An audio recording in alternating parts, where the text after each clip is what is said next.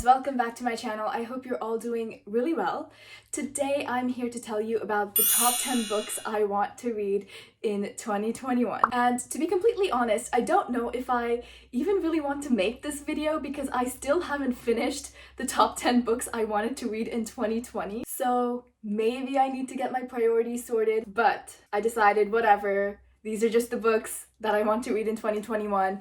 Hopefully I finished the books that I had planned on reading last year as well. These are all books that I have never talked about before on my channel. Most of them are fantasy, but I did try to expand my horizons a bit. There are a couple contemporary romance, a mystery, some middle grade, and a couple translated works. The first book is Jade City by Fonda.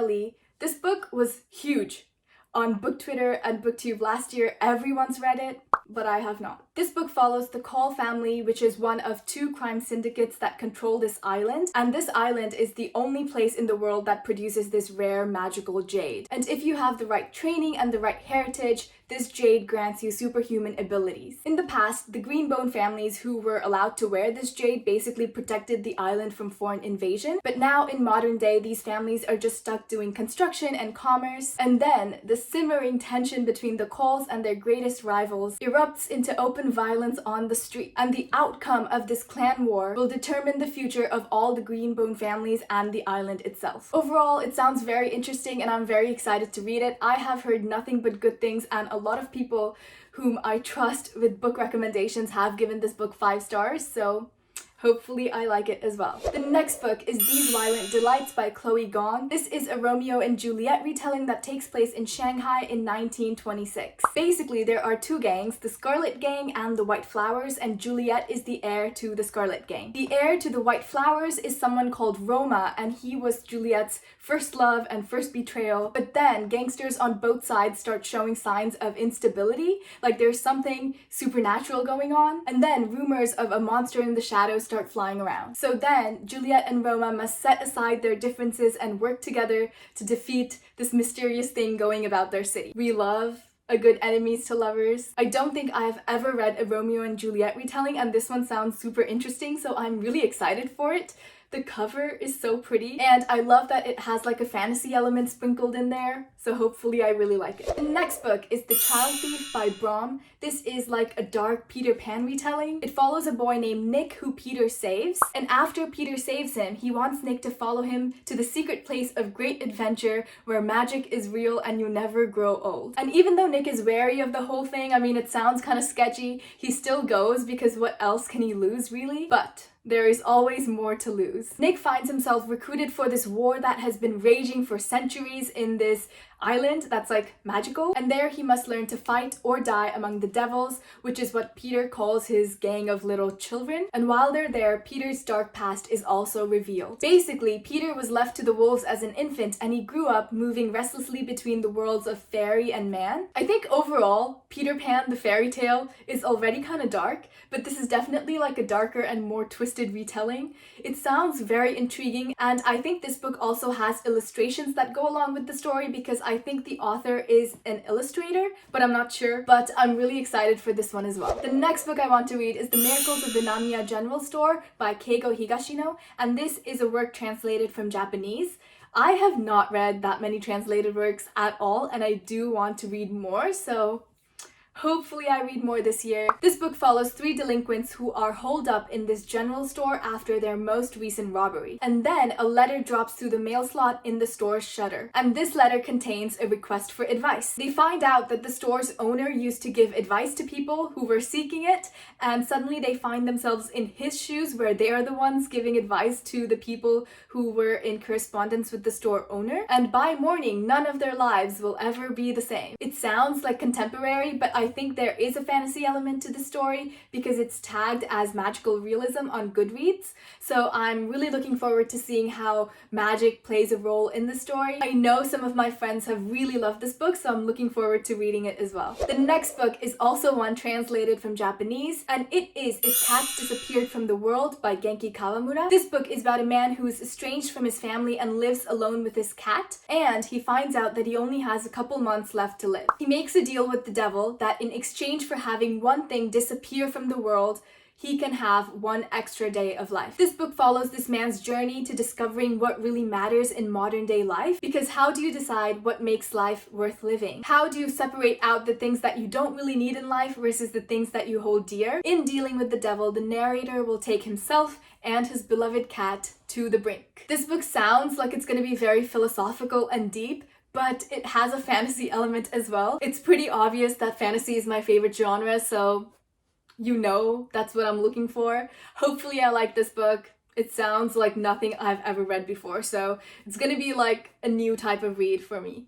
The next is a middle grade book, A Pinch of Magic by Michelle Harrison. This book follows three sisters who go on a quest to break a curse that has haunted their family for generations. They set out to break this curse to free their family forever, but they stumble upon this mysterious prisoner. This stranger claims to be able to help them, but they don't really know, and they find themselves in grave danger. In order to break the curse and to stay alive, they must unravel a mystery that goes back centuries. A mystery that involves shipwrecks, smugglers, and sorcery of the most perilous kind. I love middle grade books. They're always so refreshing and they're always so different from the type of stories that I'm used to, so I'm really looking forward to this.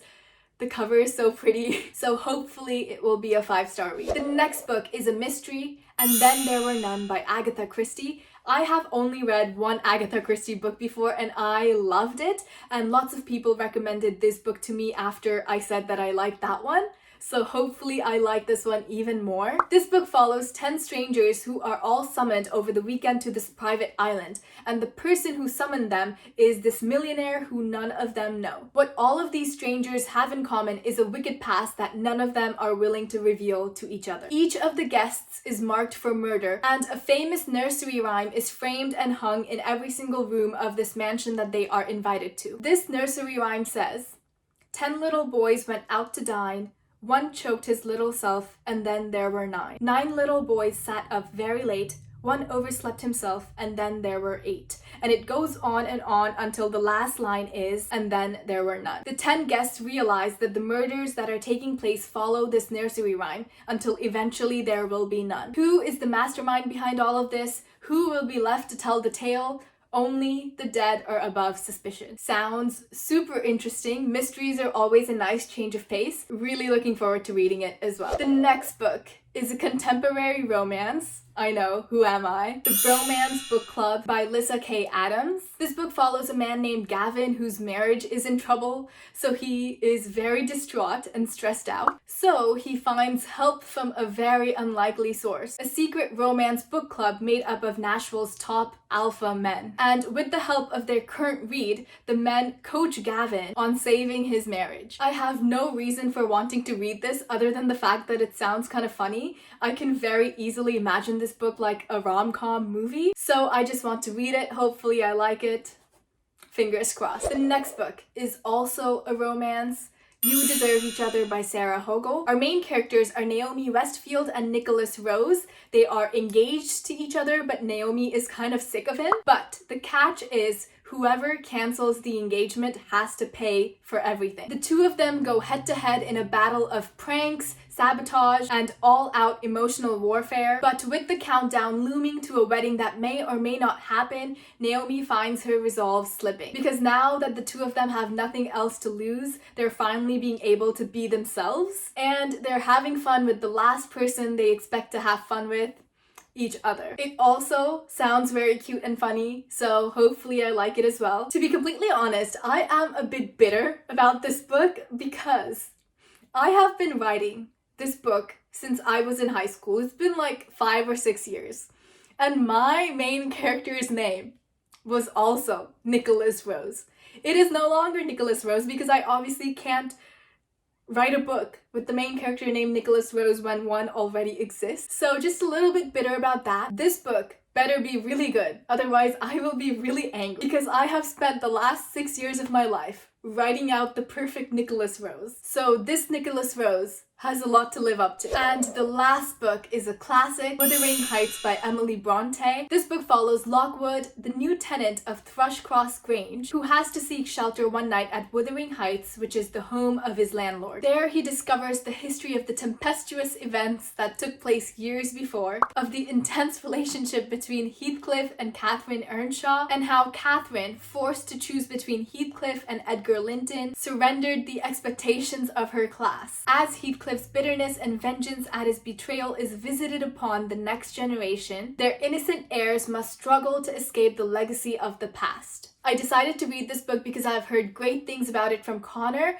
I'll link his channel down below, but he reads a lot of classics and I don't read classics, so we'll see if I like it. Hopefully I do like it. Fingers crossed yet again. Anyway, those are the top 10 books I plan on reading this year in 2021. Let me know if you have read any of them, if you loved or hated any of them. I would love to hear your thoughts. My name is Ishi. Thank you so much for spending time with me and I hope your day is as wonderful as you are.